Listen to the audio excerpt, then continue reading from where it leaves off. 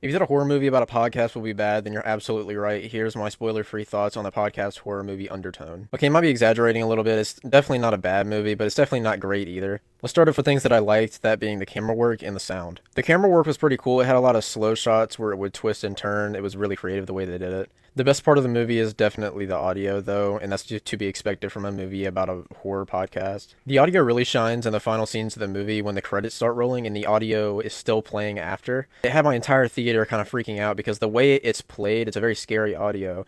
The way it's played makes you feel like the people in the row behind you are like on your neck and they're kind of chanting in your ear. I really don't know how they pulled that off, but that's just how it felt, and my entire theater was looking all around trying to figure out what was going on. That's about all the praise I can give it. Let's get into the bad. At the end of the day, it's a horror movie about a girl doing a podcast, so you can imagine it drags a lot, especially in the first half. But in the second half of the movie, it did get a little scarier, more interesting, but all things considered, it's a pretty basic horror movie. It really just feels like they're trying to make a podcast horror movie. I guess they succeeded. It was really basic, and they were doing a podcast in the movie, so. My least favorite part about the movie was definitely the ending, and I don't mean the ending sequence. That was actually probably the best part of the movie, but the actual final seconds of the movie.